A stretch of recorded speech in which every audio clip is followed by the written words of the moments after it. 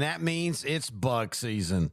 Heck, who am I kidding? It's always bug season in Texas. And that's why you need Grandeur Pest Solutions in your corner. They're locally owned and operated. They're trained, they're trustworthy, and they have a proven record as they have been in business for almost 10 years. They provide pest control against ants, bed bugs, bees, roaches, fleas, wasps, mosquitoes, rodents, spiders. If it crawls and you don't like it, they're probably going to take care of it for you. Now, they serve all of the Dallas-Fort Worth area, and they're locally owned. These two guys have been running this business since 2013, and every year they get bigger and bigger. But you know what they still do? They still have great customer service. In fact, if you get a hold of them, they're usually going to have your quote and your job ready to go within 48 hours. That's pretty good. Now, you can call them for a free estimate at 469-809-1769. You can find them online at Grandeur4, that's the number 4, shore.com. You can also find them on Facebook. Just type in Grandeur Pet Solutions, and we are so happy that they're title sponsor for Outdrink the Coverage in 2023. America, America.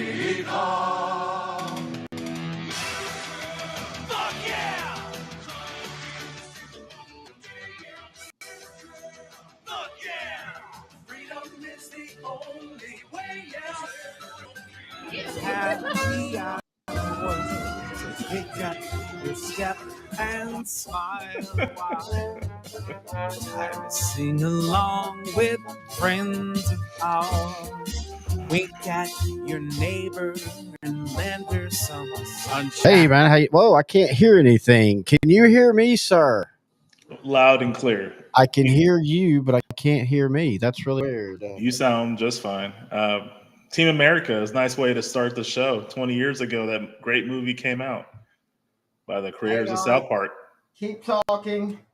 Okay. All right, so I can't hear myself at the moment. That's okay. We'll figure it out. I mean, I can hear myself, but I can't hear myself. But anyway, it is a special happy hour. If you've been following our happy hour schedule, you'll notice that this is one that we just did a week ago. You're going to be out of town and out of country next week. So we decided, let's just go ahead and get this one in, because then the next week we won't have a Monday one, because we're going to be doing that All-Star Watch Party July 16th in the studio. Be your first time in the new studio. Yes, it will be. And from what I'm looking and from the pictures you've shown, it looks great, man. Like, congratulations on the new studio. It looks great. Can't wait to be in it 2 weeks from tomorrow for the All-Star game. I mean, it's been one of the first All-Star games I watched in a while. Yeah, honestly, I haven't really watched any of the ones for a long time. Oh, hang on. Getting some feedback on a loop.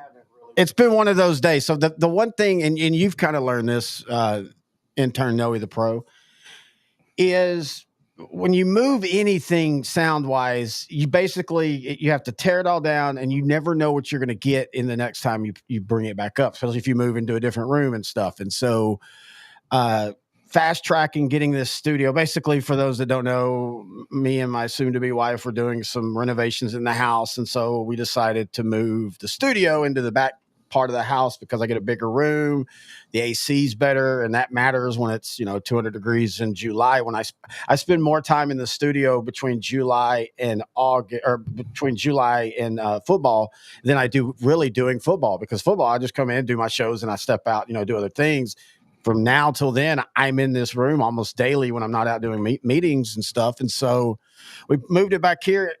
Long story short, all my equipment I was putting together like as the timer was going on.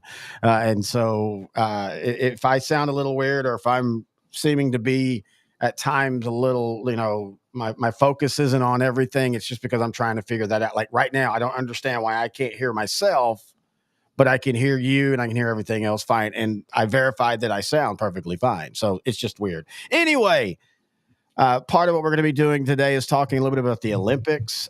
We kind of got into it last show, and it kind of made me think about, I wanted to expand it.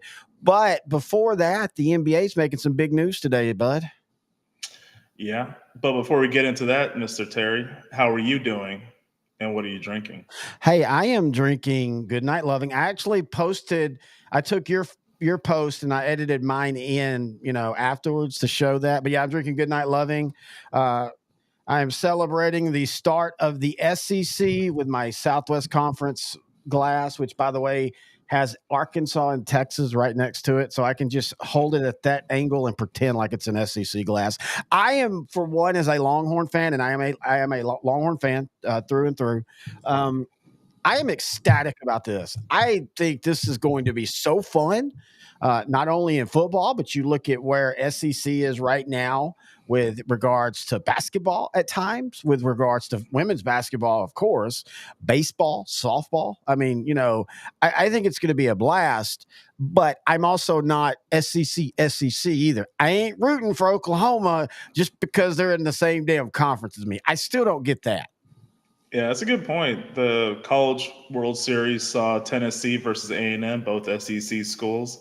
And the men's college Final Four, it was Alabama in the Final Four. That's pretty huge. I don't think they've ever made it that far.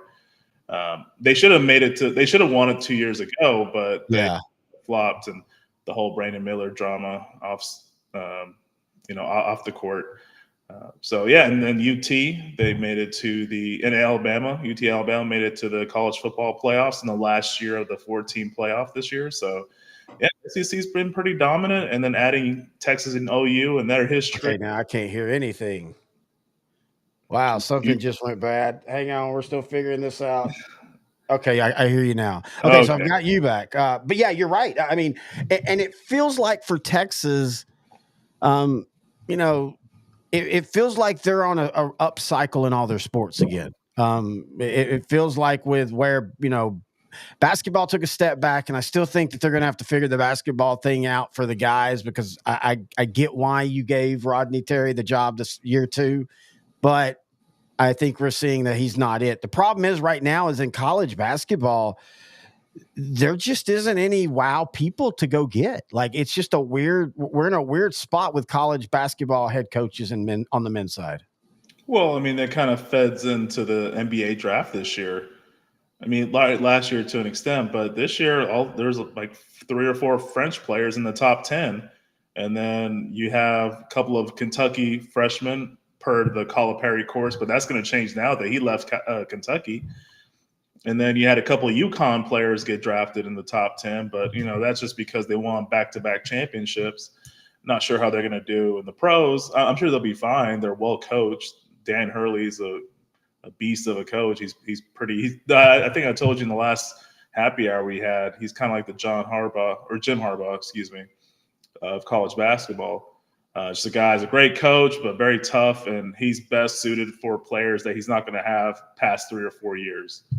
So, yeah, I think you make a good point. The quality of college basketball has dropped, unfortunately, and you kind of see it in the NBA draft. So I'm not sure if this is going to continue going forward. Maybe the NBA or the college basketball, maybe because of NIL, people might stay longer just because they're going to get paid a lot of money now instead of being a lottery pick or being a second round pick and playing in the G League or overseas for years before you even get a sniff of an opportunity.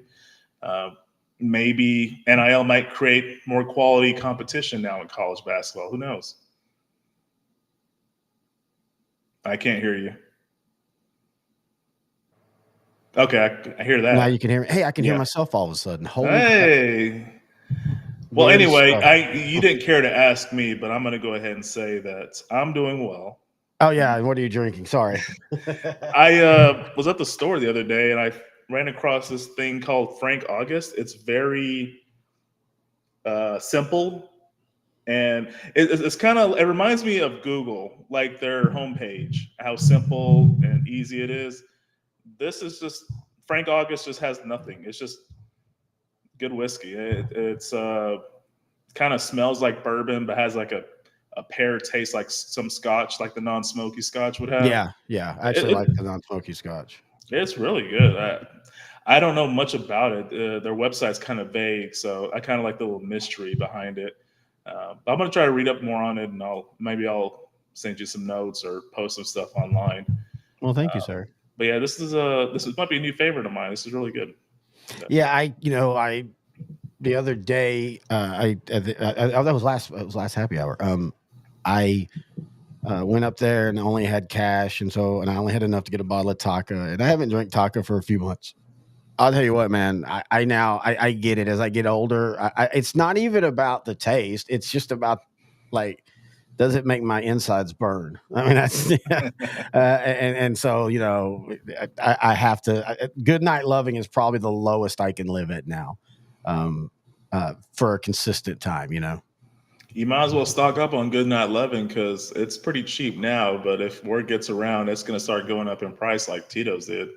Yeah, I had three at one time or two at one time, and that just led to bad choices for a whole weekend.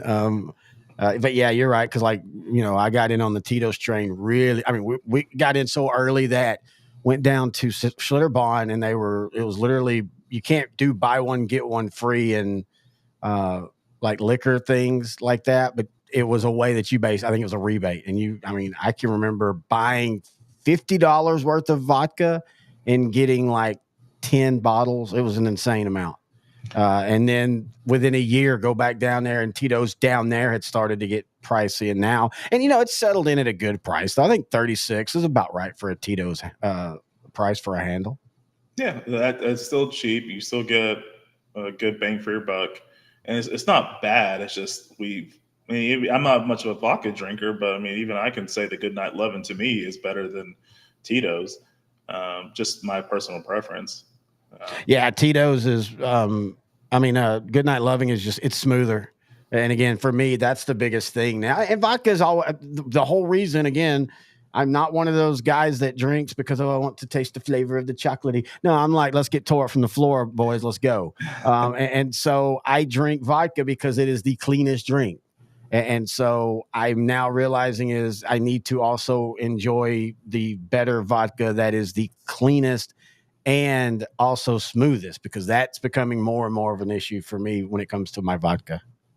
And you've been wanting to have like a slow sipping bourbon. Maybe you just needed a slow sipping vodka because that's always been your preference. Now you have one that you can just enjoy the flavor of it and just chill and watch a movie and relax. Just what normal people do, that find that bottle they like and can just enjoy it and not like consume to reach an endpoint, as you were saying. Well, again, partly that's part of the issue with me is if I'm going to, then I'm going to. Does that make sense? Like I haven't mastered the art of let's leave with a good fun feeling. I'm going to show you one of my favorite episode of American Dad. I'm going to show you this scene. And the reason I'm showing it is because this is my favorite episode, but it's also me. So he decides so if you don't know American Dad's from Seth MacFarlane, I think it's better than Family Guy as a total show. I think Family Guy is more, funny, and early on more of those, ooh, can they get away with that? But as far as just a true, stories, I just like American Dad. And so on this episode, he's been watching some of the 50s shows like Mad Men, and he's also watching Bewitched. And he's decided, I want to be able to come home every night. And, his wife works as a stay-at-home mom. And I want you to have a martini ready for me. But the problem is he can't handle his alcohol. And so this is why I wanted to show this.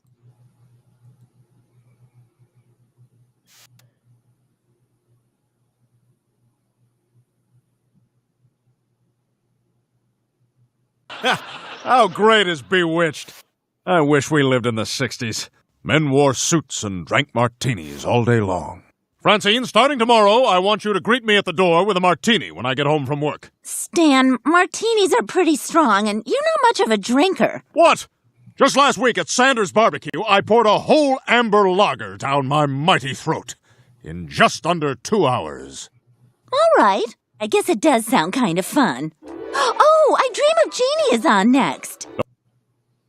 Anyway, that was that scene, and I love that, and that's me. I can hold my alcohol. That's another problem that you think would be a good problem to have, but the problem is once I start, it's hard for me to I'm either in or out, and so that's why I'm wanting to do like the sipping scotch and stuff, because it's something I don't. Even if I find a scotch that I can choke down, I'm not going to enjoy it like 100%. So what me and him are talking about is, so if you don't know, our starting this year, we're going to try to do the weekly Cowboys NFL Outdrink the Coverage like this, like a live show every Monday. In fact, we're going to start at 6. That's why we've moved the happy hours to 6, is to kind of get us programmed into doing it, and also get you as the audience programmed into, coming over and watching. And so we're hang on. All right, sorry. We always are willing to pull back the curtains, and so last year we actually recorded these shows at like 10 in the morning, and basically both of us would have like a thimble of liquor, so we could say, "Hey, look, I'm drinking," and then we wouldn't drink it because I had to go do shows, and you're working from home, so you still have to work, and so we were able to do that. But now that we're doing the live, I feel like we just got to at least have a drink in your hand when we're doing these live ones, in my opinion. Yeah, I mean, because that was the whole basis of why we even started this show in the first place 10 years ago. We were hanging out a lot, drinking, talking about whatever, movies, football, anything. And we're like, why don't we just do this as a show? Like, I mean, maybe we have some massive egos, but like we felt like we had some engaging conversations and good talking points. Like, yeah, let's just put it on the interwebs and see what happens. So. Yeah, and it's funny because I told you before we even thought about that. I said, dude, everything, because I've been doing this for a while, and everything I think about in life, you think about it as a show, or this could be a good show. And we did. We would sit and literally do like we do now, and we just talk about it. We talk about helmets and things like that. And to this day, man, I love football. I love the season. I love the schedule release in the off season, but I also love when teams are changing their uniforms and stuff. And speaking of, if you are seeing it, you can see a little taste of what the studio will look like. Somebody already, because some of the helmets are angled weird, they said they thought I had put them on the floor, took a picture, made it look like the thing, and then just that like it was going to be fake. And I'm thinking, that would have been so much easier. Like, I never thought I could have just done that. We'd have had a picture up, and nobody would have ever known the difference. But no, I liked our set, and this was another reason why we wanted to come back here. Was I can split the setup. We have a high school set for my high school stuff, and then we have this set over here for this, and we even have a third bad movies and a drink set for stuff coming in the future with that when we do more of a bar type setting. One day I would love to have Outdrink the Coverage be set at a bar for every, like, not in a bar like a real one, but like somebody would come build a bar for me and then stock it with alcohol for us. Hey, title sponsors, if you need any good way to advertise, let us know. All right. So we started talking about this as we get into the teeth of the show. It's kind of nice, dude, that we don't have a ton to like, I don't feel like we have, like, we're going to talk the NBA stuff, but like if we missed it, I wouldn't feel like we would miss it as, talking sports, but let's go ahead and talk the NBA. The Dallas Mavericks, I hope they got 2018 Klay Thompson, as he now officially is a Maverick. I think this is a wonderful signing. If you understand that Klay Thompson isn't quite the sharpshooter he used to be, but he is still very good. And I do think with the two guys that he'll be working with, the spot up three is going to be there all year long. It wouldn't shock me if Klay maybe isn't as efficient as he was younger, but it wouldn't shock me if he had a near career year in points per game and 3-pointers per game, because he's going to be able to shoot as much as he wants on this team. My only question is, do you start all three of them, or do you have Klay come off the bench? I mean, you're going to start Kyrie and Luka, but these are three guards. So one of them either is going to play a small forward position, because Dallas already lost Derrick Jones. He's no longer a Maverick. That was pretty quick. So you have Klay Thompson. You have what happened there, by the way? Just demand for him. But I mean, it felt like they felt like they were like, hey, he's our 1A and 1B, and he was like, yeah, I'm coming back, and then it's he changed agents. Well, I think with Paul George leaving the Clippers, they needed to fill the hole with someone that's good defender, can shoot a little bit. He's nowhere near the class of Paul George, but Paul George is also turning 34 this year, so it's not like that's a good point. Many years left. It's good that he's going to the Sixers, I thought before we even started this show that him and Tyrese Maxey were going to be the biggest NBA stories we were going to talk about, but Clay coming to the Mavericks kind of trumps that for as local fans. Yeah, and boy, Paul George, he did not waste any time, but man, really? Like, okay. Maybe because of the new CBA coming out, they have to pay these guys. I don't know. I really don't know. Well, no, I meant more of just why the 76ers? Just because they're going to keep Embiid. They have Tyrese Maxey, who's 23 and just kind of blossomed this year. Kind of like he re-up for a 3-year deal. Yeah. So yeah, Tyrese Maxey got a $200 million deal. And so did Paul George and Joel Embiid there. So like that power three, they promoted the process years ago. They had all these draft picks. They got to break through and at least get to the conference finals. They're kind of the Mavericks of NBA. Or not the Mavericks, the Cowboys of NBA. I was just about to say that. As soon as you said they've got to break through at least to the conference finals, I was about to say something witty, and then we're like, oh, no, Dallas is like that. Never mind. But, yeah, you're right, and it feels like this is a lot. And I'm not saying it's a bad. I feel like, and again, there's Max Stills and all, but I feel like he could have been in a better situation because I still feel like the 76ers, it is starting to feel like they're that snake bit team of this generation. There always is one.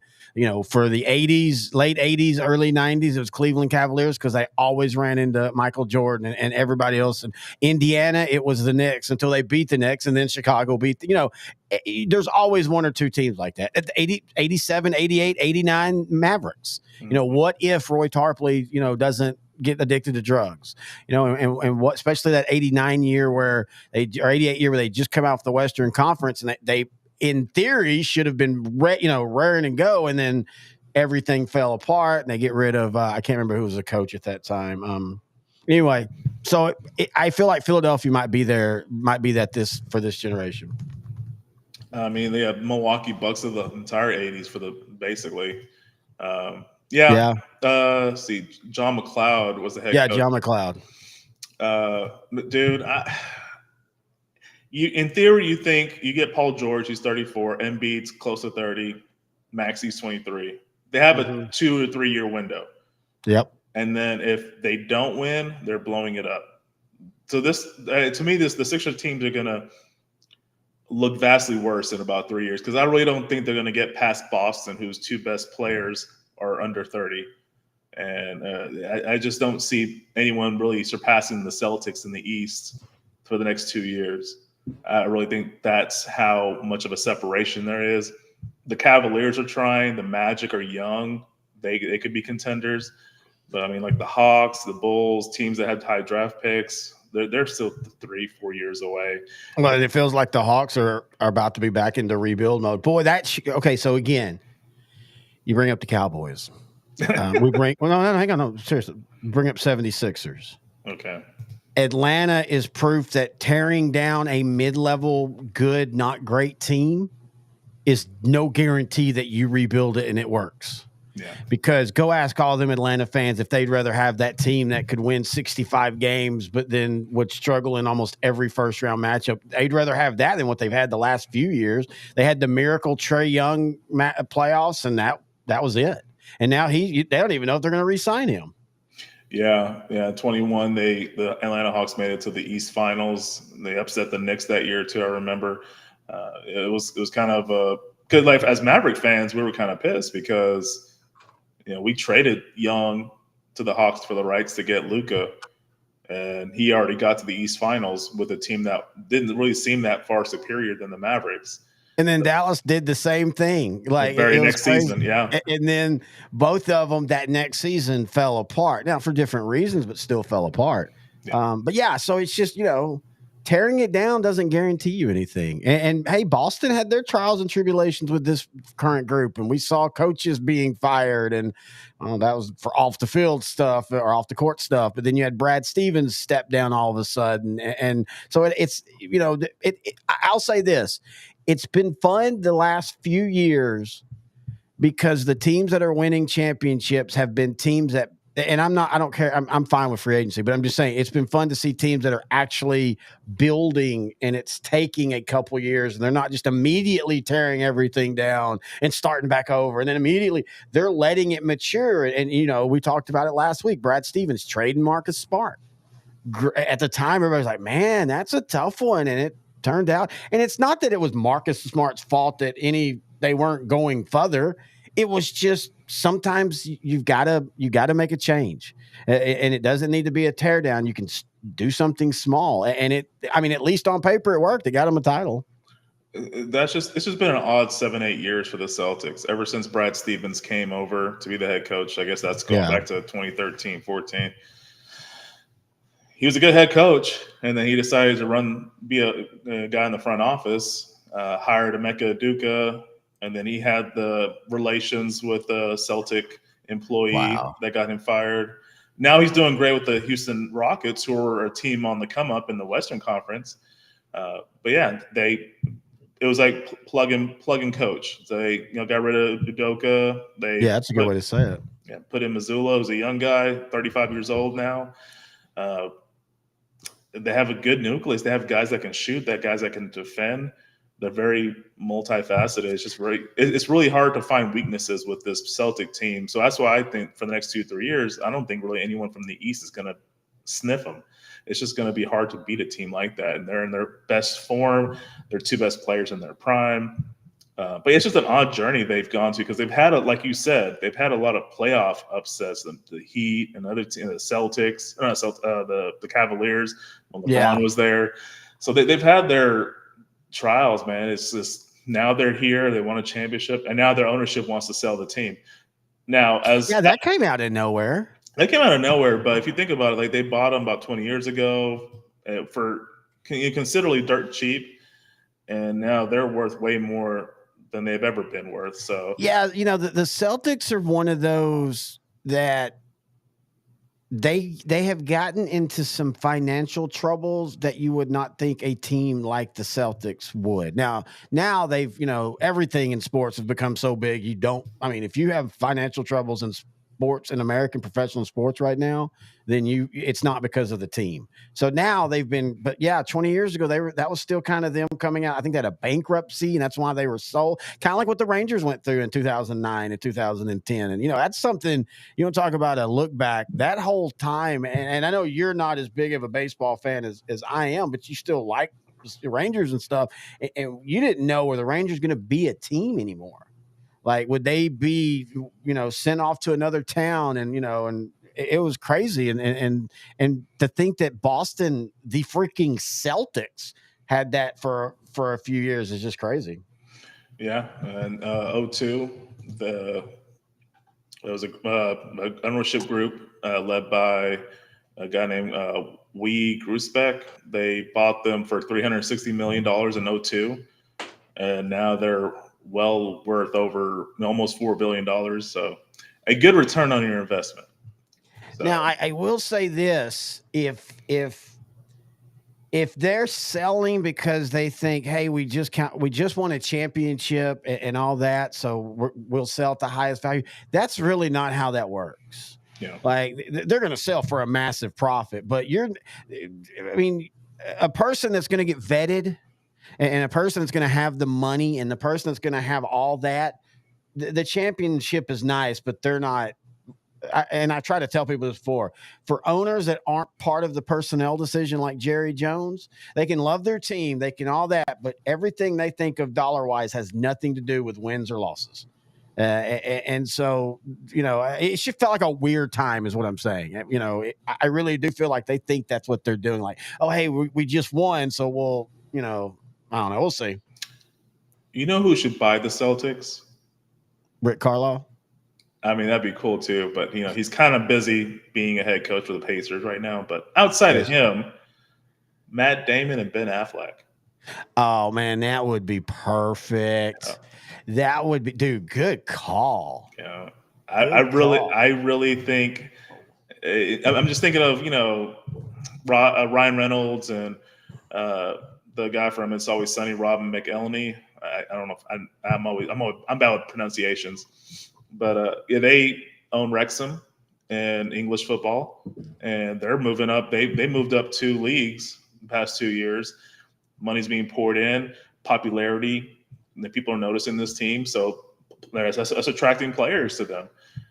Yeah, that's why I laugh when Ryan Reynolds was like, oh man, y'all don't understand. This is actually tough. Like, we've lost $1 million on this. Or $2 million. I think both of them have lost, lost meaning they've put it into the club and they haven't got it back yet. And then Rob was like, I mean, yeah, that is true, Ryan. But, we made like, 25 million in marketing. We made your vodka company that you sold, it's just like 5 or 6 things. And they go back to Ryan and Ryan's like, yeah, but we still lost $2 million. I don't know why. I can get tired of actors like, if they have a bit that they always do in every movie, and for Ryan Reynolds, it's the smart ass, but for some reason it doesn't get old when he does it. Yeah. I mean, he's the guy that was, when the time he was born, the character Deadpool was not created when he was born, but Deadpool was created for him. He was written and designed for him to play him in live action. So yeah. And it's funny because I can even now, just like Adam Sandler, I can tell you the joke that's about to come now because I've watched Ryan Reynolds so much and I love his movies and stuff. And I'm not like I like his movies, but like I'm not like I love Adam Sandler. There's only one movie I will never watch again with Adam Sandler, and that's Jack and Jill. Yep. Yeah, it's Jack and Jill. But all the other ones, it just works. I go back to the late 90s humor whenever I see it. Ridiculous Six on Netflix is absolutely stupid. I laugh every time I watch it. It's hilarious. And one of the reasons I love him so much is he gets big stars to make fools of themselves. I think that's pretty cool. Yeah, for big stars. It's like with football players, massive egos, but they're massively fragile egos. And I apply that to actors too. So yeah, when you see them having the humility to, make fun of themselves for the benefit of a good performance, that's pretty commendable.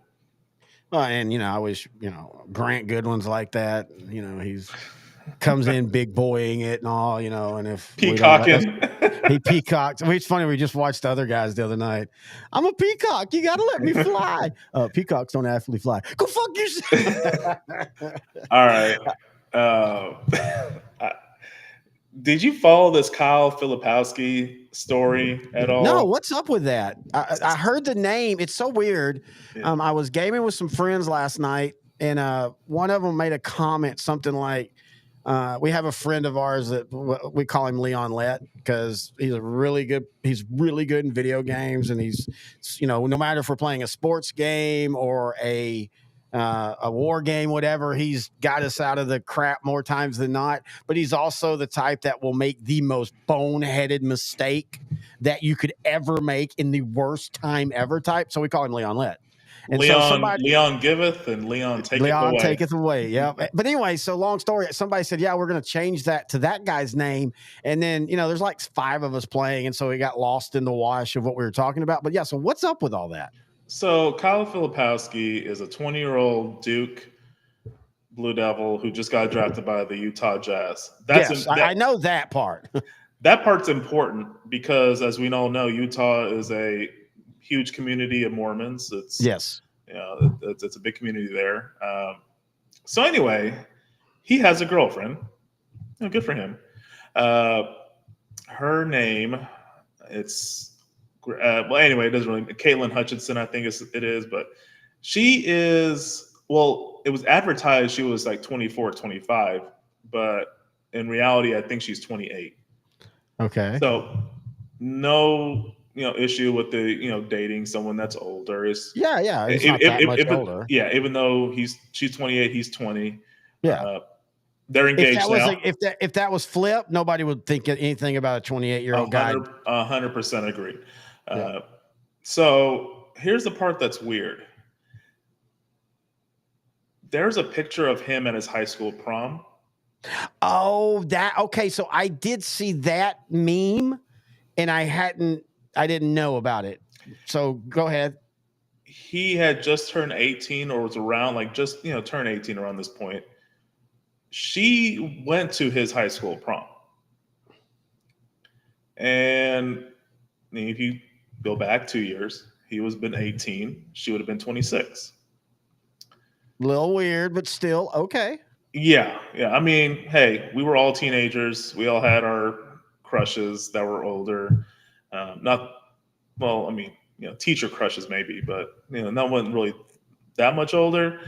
Uh, which Helen begs Hunt it. for me. Helen Hunt, beautiful, yeah, beautiful, She's talented. not though anymore, but she was. She was cute back in the day. But I liked her because she played in a movie, a true story, by the way, about a girl that became a quarterback for a high school team and also was homecoming queen. And it was called Homecoming Quarterback. Anyway, go ahead. I've never watched this. I think you and I need to watch this together sometime. It will have to find it was a TV movie. That's how early it was. I mean, this is like 81, 82. Okay. And yeah, let's just say there's certain times in your life when you realize your sexuality, and that was for some reason they were showing her changing from the football, but maybe it confused my sexuality because she was changing out of the football uniform into the homecoming dress, and something down there said, "Hey, this is cool." But that's why I like helmets. And Which part? Now. I got therapy coming up about this. Was it her in the uniform? Wait, which uniform? The prom dress or the football uniform? I'm gonna be like Biden now and just zone out for a few minutes. You be like Trump and just tell a lie, and it'll be just like the debate all over again. But yeah, so anyway, I don't like to talk about politics, but like I'm kind of sad going to the polls in November because I got to vote for somebody. I might not this year. I have voted in every presidential election since I could. I might not this year. My state, it really doesn't matter because, whether you want to vote for Trump or you vote for Biden, Trump's going to win Texas. But just overall, it feels like this is that time in my life where you just say, look, I can't, guys. And shame on us for those being the two choices. I don't care which way you go politically. This sucks and it's going to suck. It might suck less if your guy wins. Fine. It might suck worse if your guy wins, but it's just going to suck. So on that note, let's talk USA. Let's talk good things. So intern Noe the Pro, were you as a kid a big Olympics guy? Yeah. We didn't have any streaming devices. This was the early 90s. So if there was a big event, I was typically glued to the TV watching it. I didn't know a lot of these athletes unless they outperformed the competition. But if they did, you remembered them. They'd be in all the commercials. I know Wheaties was the popular thing to be on the Wheaties cereal. That was the signature that you've made it as an athlete. Yep. So yeah, I enjoyed watching it. It kind of helped me learn like some of the events, like the track, the field events, the diving, beach volleyball, and all that. My first, it was before I even got into sports, but my first big memory was the '92 Olympics in Barcelona. It was the Dream Team. Yep.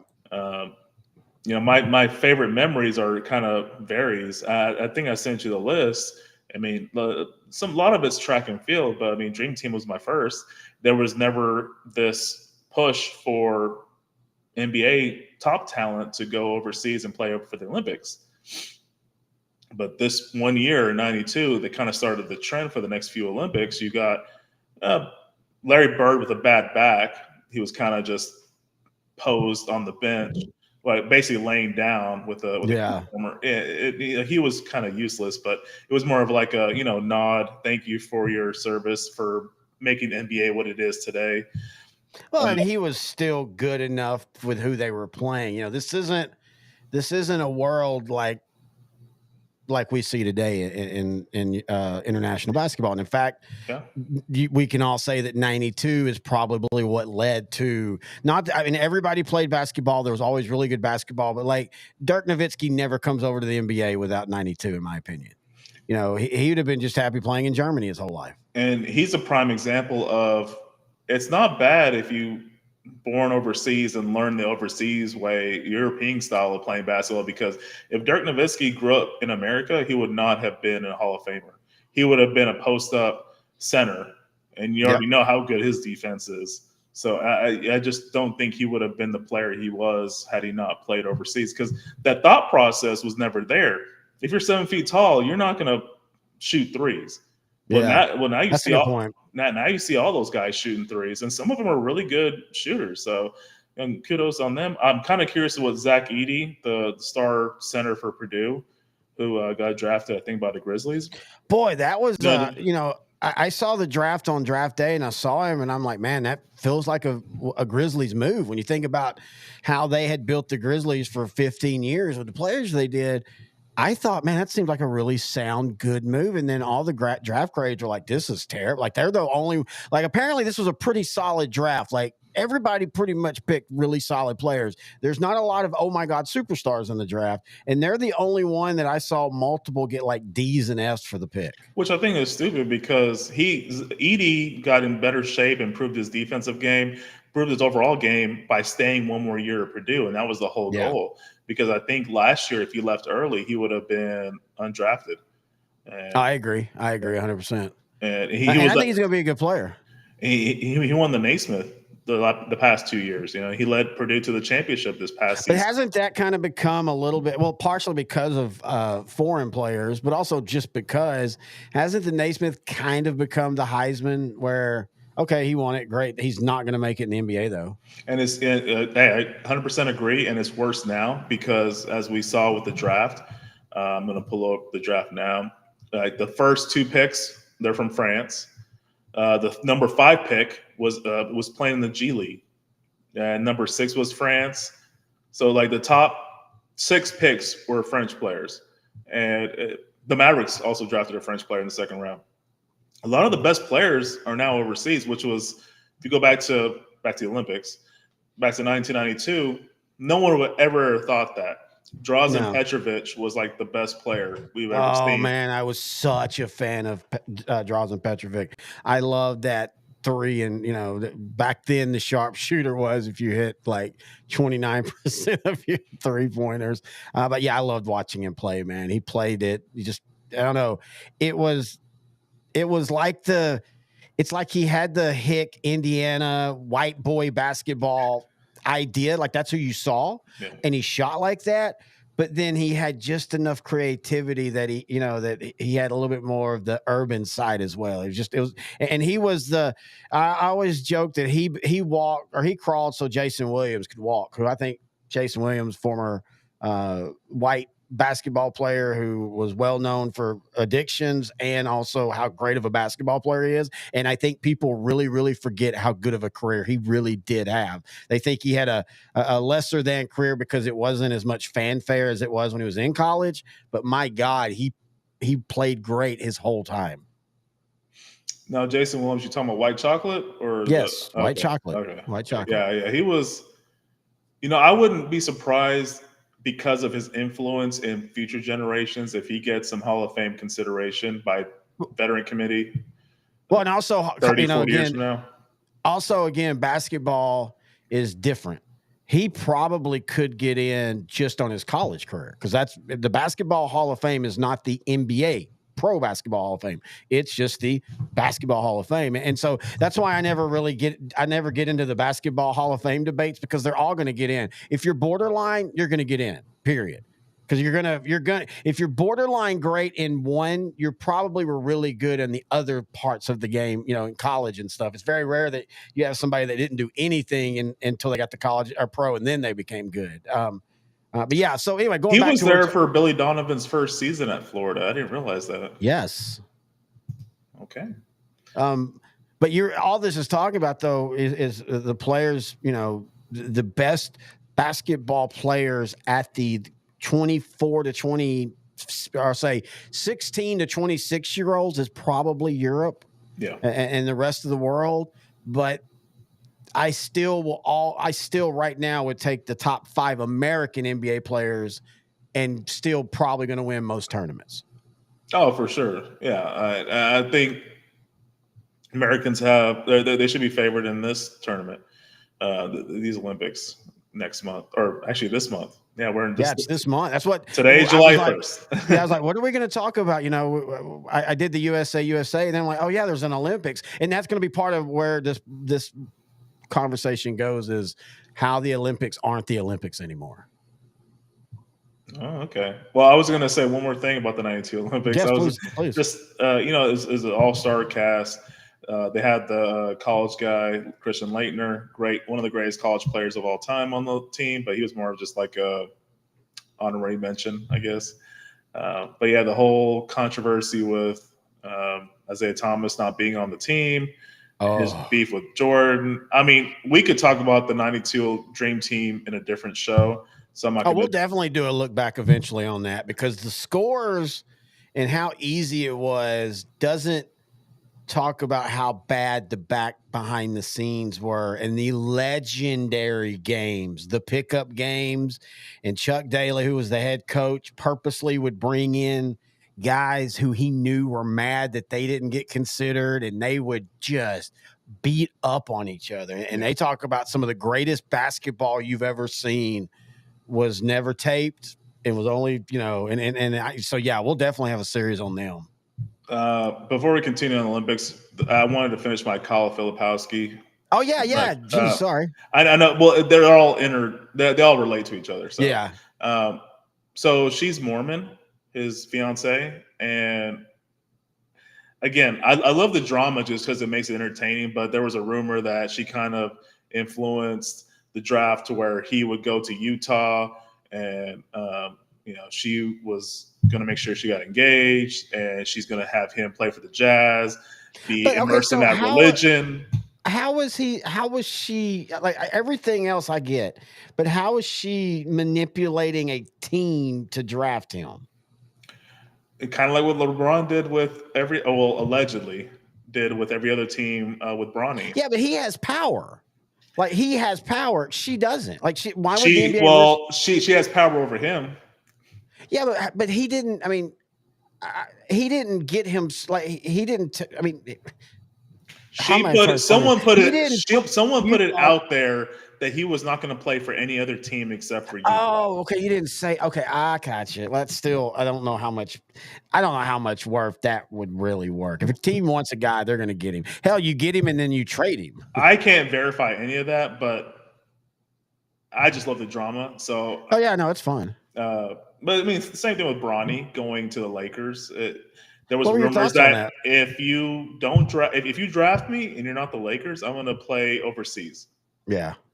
You know what? I've been wanting him to play with his dad for the last 7-8 years. So there was draft manipulation. I'm pretty sure, but I can't prove it. But I mean, it's pretty obvious that's what happened. Well, I don't think Bronny gets drafted if the Lakers don't draft him, even if he didn't put that out. He had the heart issues that kind of derailed his freshman year at USC, and then when he did play, he scored maybe 4 or 5 points a game. Yeah, and USC was terrible and all, but yeah, he never, like, even if he only averaged 4 points a game, and I think he did, but if he had like 1 or 2 where you see he had 24 points, and you go, okay, I can see it there. And he does get a little bit of an excuse because the heart thing, it completely, it had to change the way he plays until he gets used to it, because now you're thinking every time you're running up and down the court, but anyway, I just still don't think he gets drafted. And so I don't see manipulation there other than the Lakers going, hey, we want LeBron James to finish out his career here. And I think LeBron James plays 5 more years. Because he's going to wait for his younger kid to get drafted by the Lakers. Oh, I didn't even think about that one. I just feel like he wants to play till he's like 45. Because isn't he 40 now? No, he's 41. He turns 40 at the end of this year. He turns 40 at the end of this year? Yeah, he's born the same year I'm born, but he's born in December instead of March like I am. So, yeah, I could see him easily playing 5 more years just to play to 45. He's still one of the best players in the league. I know now he's more of a second-tier guy to Anthony Davis, their all-star center, but yeah, he's still really good, and I think Bronny would do better just sitting on the bench and learning from veterans. In an ideal world where he's not pressured to go into the draft by his father, allegedly. So you really think that? Like, do you feel that like he was He could have got NIL deals and would have been just fine. He would have been better off staying in college another year, adjusting to his health condition. Sorry, I'm adjusting my arm. I know that people can hear it, but anyway, go ahead. Sorry. No, I think he would have been better off adjusting to his health condition with another year in college basketball. I really thought he was going to go to SMU because USC's coach became the head coach at SMU, and apparently Bronny liked him.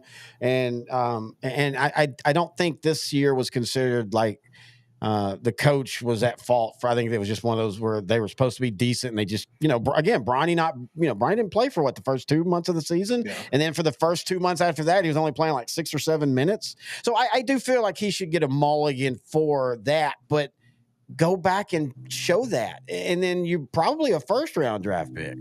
But maybe that's not what LeBron and them. Maybe LeBron didn't want him to be a first round, because then you have to spend. Let's be honest, your second round pick in basketball, it ain't like your second round pick in the NFL, where your second round pick in the NFL better be a starter. And hell, we're getting to the point where your second round pick better be a couple time all pros if you want it to be a good pick. Second rounds in basketball rarely even make the roster. So maybe that good move by LeBron, if that's true. Get him now. Second round, don't let him flourish, get good in college. Let that happen his rookie year. And then all of a sudden people are like, well, holy crap, look at how smart the Lakers were. They took him in the second round. Yeah, I think in the long run it might be a good move. I'm still pretty high on Bronny. I know he doesn't have his dad's height. He's only 6'1", but I really think he has a future in the league. I think he's going to be a really solid pro. Kind of like how Doc Rivers' kid is. Austin Rivers, yeah. Yeah.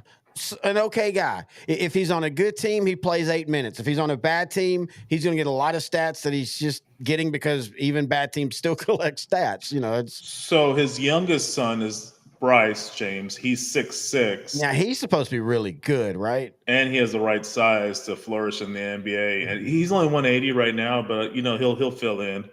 Well, Bronny's issue is not just height. He's just not as athletic. He just didn't get his dad's full genes. Yeah. You can tell in his game. He's stiff. LeBron was one of those that I don't think people understood how fast he was because he moved with such efficiency that you couldn't tell. I still remember the first time I truly saw it was seeing him live at a Mavs game get a steal and literally break 3 angles from guys that easily was going to get there. And I was like, holy shit, this dude is fast. And Bronny just didn't get any of that. The comparison I have with James, because James is 6'8", 250 and plays like a very, very athletic point guard. The only comparison I could have ever thought was someone that size and that athletic was Chris Webber before he got injured. Magic.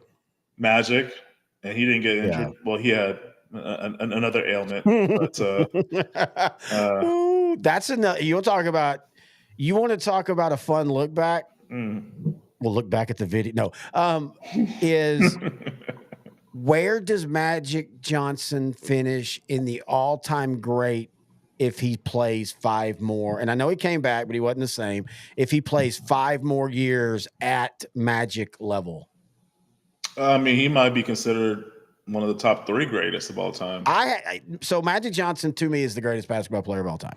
He's number 1. I remember you saying that, yeah. Yeah, because of everything he did everything. And he didn't just do everything well. He did everything great. If they needed 40, he went and got 40. If they needed him to play center, he literally went and played center in an NBA Finals as a rookie and dominated. And I love Michael Jordan. I love James. But James, to me, is the closest. This is one of those, if we ever want to get some video anger, my top 3 players is Magic Johnson, LeBron James, and I have Michael Jordan as 3rd. Yeah, you and I should do a show discussing that because I definitely disagree with that. But mine will be Pete Maravich, Larry Bird, Wilmer Fuddruckle from the 1932. Who was the center? Oh, George Mikan. George Mikan. That would probably get like 5 points a game if he played. Yeah, no, we could definitely do that debate, like our top all-time starting lineup or our top 10 NBA players of all time. That would be a very fun debate, and we'd be like, you know what, the hell with the era. We're just gonna say who we think is our top 5. Yeah, because I have passion in my beliefs, but I am not. I was a fan of Magic and the Lakers, but like I grew to become a Dallas Maverick fan when I moved to Dallas, and I realized, okay, I like the Lakers, but it was Magic. I love Magic, but I've never been like, basketball is a sport I love to watch. I love to play it as a kid, but I never had a lot of just passionate views on it. So I can argue that and it's just, this is how I think, and you're the same way. It's the ones that I want to do with you are like all-time Dallas Cowboys starting lineup and things like that, because that's where you and I will get passionate. Oh boy, that would be a good one. You might be calling me honky, and I might be calling you Noe. Somebody, we got 6,000. We got 6,000 people watching right now, and I'm going to say at least half of them butt clenched when they heard me go from honky to eh. And to be honest with you, if I have too many more to drink, I might butt clench that one too. Oh man! Last week we had 10,000 people on here for some reason. I don't know why, but well, this is just how many's on here right now, and it's been steady. And this was an unplanned one, so to have 6,000 on a planned one blows my mind, but to have 6,000 on an unplanned one. That's awesome. We do appreciate it. By the way, email the show, odtcshow@gmail.com. I totally forgot to even go look at chat because we've been getting bombed by whatchamacallits lately. Yeah. So if you said something on chat and I haven't seen it, I will get to it here in a minute. But yeah, so going back to, we're wrapping all the way back to the Olympics. See, that's the thread tonight. If you know me and intern Noe the Pro, we wiggle around, but there's a thread, and the thread is the Olympics. And so you emailed me a couple of your favorite memories. Now I'm going to give you my first favorite memory just simply because it's older and it's very cliche. I remember bits and pieces of the Miracle on Ice. I remember. We're going Winter Olympics here. Okay. Well, I was just going, Olympics. And I'm sorry, I didn't mean just Summer Olympics. But to be honest with you, there ain't many Winter Olympic ones other than that one for me. I love the Winter Olympics. Tanya Harding. Okay, that's not a good memory, first off. That's terrible. That's American trash. That right there is when we should have known. If our ice skaters act like that, our presidents in future years are going to be trashy. But anyway, so yeah, the Miracle on Ice. I remember, I remember my dad being happy, and I was too young to understand this part in 1980, but in 1985 and 1984 Olympics, even though they didn't play, I understood why that was such a big deal nationally. The Olympics basically allowed the United States and the Soviet Union to fight a war every year in sports.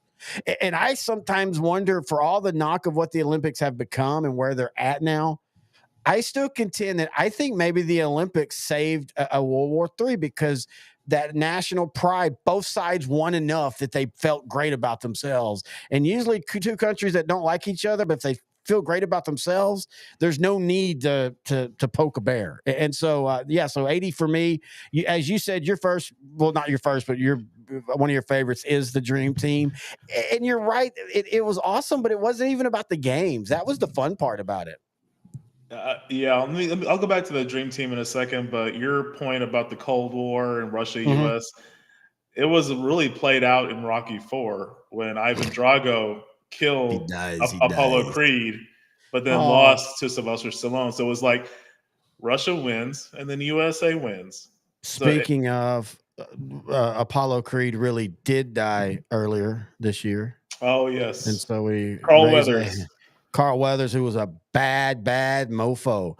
I again confused sexuality. Scene number 2 is Predator, but that's okay because all straight guys went gay for a second on that one. And those two glistening men. And speaking of that, I remember you being a 5-year-old brat in 1980, so I don't know what you're talking about. Speaking of that, though, have you ever noticed that in all the Carl Weathers and Arnold Schwarzenegger movies in the 80s and Sylvester Stallone, the ACs were terrible, apparently, because everybody else would be perfectly fine, and then the guy, and then whatever his love interest at all. You want to talk about that commando, Ray Dong Chong? I had such a crush on that woman, and that's Chong's daughter. But anyway, yeah, she was hot, man. Oh my God, she was hot. She was the first one, Noe. She's the one that got me into the biracial women. I'm not kidding. You know who I'm talking about? No, I don't. Okay, I'm gonna show you Like Radon Cheech and Chong. Chong? Well, yeah, that was her dad, but no, like Radon Chong. She was a pretty good. Whoop, almost cut us off. Hang on. Yeah, she was a pretty good actress, and she was like in Commando, and I don't even know if she's really Tommy Chong's daughter. Yeah, she really is. Wow. Okay, so first off, I want to show you what she looked like back then. Okay. All right, I'm ready for it. Oh, you're gonna love this, dude. Okay. Hang on. I got to get to her. I'm trying to pull up a photo. This is why we like doing this show, so we can show each other our 12-year-old crushes. All right, share screen and share, activate, enhance. Ah, That's right. Yeah, okay. All right. Yeah. that's her a few years ago. Oh, okay. Anyway, she was real big. Like, I mean, not real big, but she was the girlfriend and all that in a lot of the movies back in the 80s. She had her moment, but she kind of had a couple rough years, but then she pulled it out, man, and now she has a really cool look. Let me find the picture I was trying to find here. She has a really cool look right there. She brought it back, man. Okay. Good quality. All right. Yeah. So anyway, what are we talking about? Radon Chong? I don't even remember now. It's nice that you peeled the curtain and let me into young Terry and what he was like. You're kind of close guarded, so it's kind of nice. Oh yeah, I'm so I don't put myself out there at all, man. So so I was gonna say the other ones I was into Michael Johnson in '96. Oh yeah. Most of mine were more like dominating performances or just breaking records. So like Michael Johnson at the '96 Atlanta games, the 200 and 400, just how he just was just a man amongst boys. Well, and then he came back and did it one more time in the he wasn't In as 2000 powerful. 2000 in Sydney. Yeah. He wasn't as dominant. And he was cool because, we're in Texas. I mean, look, we have Texas pride. I'm literally wearing a Dr. Pepper shirt and a hat with the state of Texas and Lone Star. And he was big locally because he was from Dallas. He went to Baylor. So yeah, that was really, really cool. And that would have been, I didn't write mine down like you did, but that would have been one of them easily. That whole just him, it was just such a cool story. And then Usain Bolt, just more of the sprinter. Yeah. And just the 100 and 200, just dominating there with his long strides. Phelps getting all the gold medals in 2008. And the same Olympics I'm referring to with in Beijing with Usain Bolt. And then more of a recent one, Katie Ledecky. She's a female American swimmer. I just remember watching the Olympics and just seeing her just dust the competition. And I think in the 800 meter one, she won by like over 10 seconds. It was just crazy. Like she was done. She was catching her breath and everybody was trying to finish. It was just stunning to watch someone be that dominant. It was, to me, it was like on par with Secretariat finishing off. And it's the horse finishing off their Triple Crown. I like that. That's a good comparison. I wanted to bring up I think it was the Beijing one. It might have been the next one, but one of my cool sports memories was we were at the Ranger game and the game ended and the Rangers had beat the Astros in a great game. It was like a comeback win. Like they were down 6-1 and they came back, and my parents we're up here, we're at the game, and my parents, we always like to, there's a certain place we like to sit, but we also like to one game a year when we were going to multiples, like we used to go 15 games a year, easy. Yeah. But we'll sit somewhere else. And this night we were sitting like behind third base, right where you could see the old school, the right field, remember the big right field screen at the old ballpark? Yeah. And the game was over, and then Michael Phelps was swimming, and everybody stayed and they showed it. I think it was the eighth medal in Beijing. And I just remember the crowd we got into it, and it was so fun. Yeah. And it was so awesome. And it was just, it was so hot. Actually, man, I was just thinking about that the other day. Like that was not. I mean, it was probably hot, but I don't remember it being like, oh my god, it was. It was July hot, so yeah, it was hot. But Okay. yeah, it was just cool though. It was cool to see. That was one of the moments bigger than just you or just him. It was just fun to be in that. And I'm, this was probably at least 10,000 people stayed to watch, if not more. I'm pretty sure more, because I mean nobody left, and so it was just a blast. And so that's a real good memory. You weren't around enough, or you were too young. The Lewis versus Ben Johnson, Carl Lewis versus Ben Johnson, 1984. That was huge. You talk about drama and huge, and oh my god, Ben Johnson's beating him, and the unspoken part was, oh my god, a Canadian is faster than America. What in the hell? But then of course, it turns out Ben Johnson was completely roided out. And then of course it comes out that Carl Lewis probably was just as well roided out. But yeah, that whole his only flaw was being a terrible singer. That's it. Oh my god, that's one of the greatest sports moments. And he's terrible.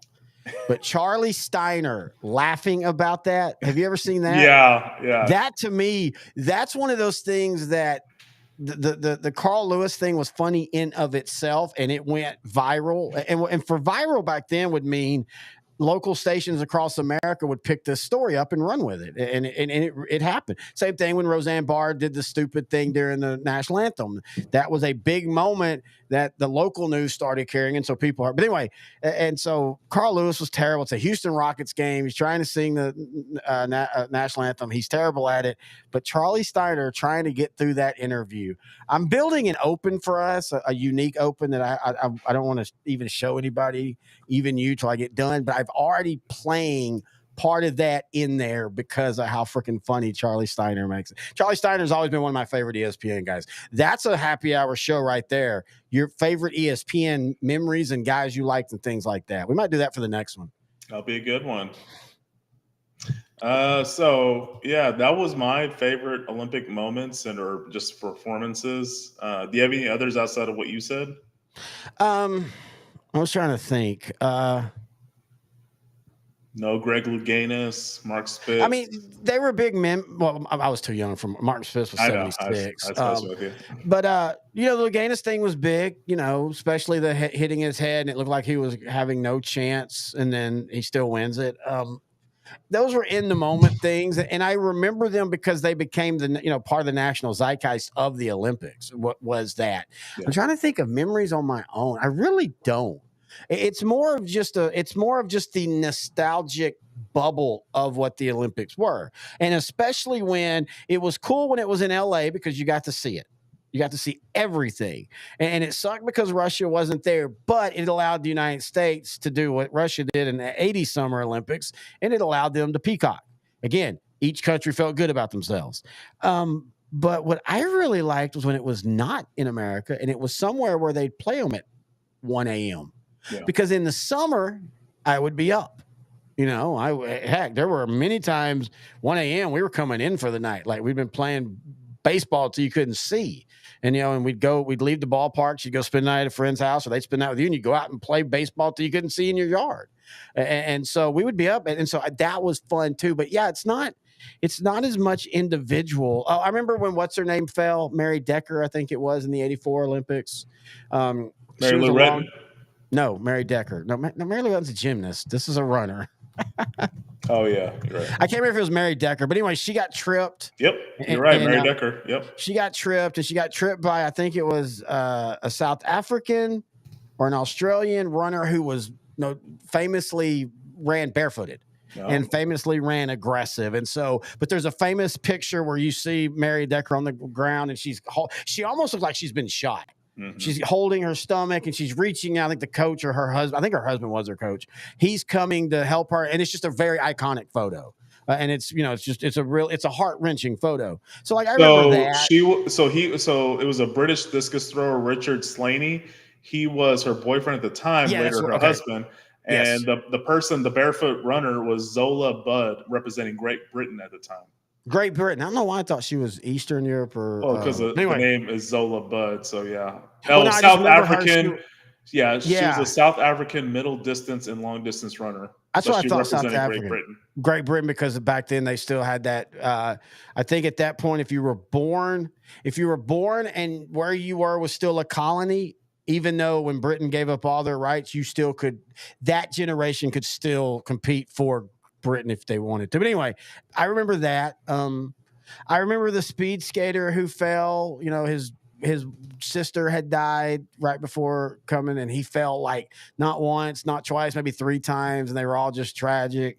Um, Man, I'm trying to. It's funny because I thought I had more just actual individual. The Katie Ledecky, I remember that too because I remember the meme was like that somebody photoshopped her sitting on the edge looking at her clock, like like she'd already gotten up and out. And there was one of the, and this is like this is not early meme, but this is 2016 when memes were starting to become. Well, people don't even say jokes anymore. Yeah.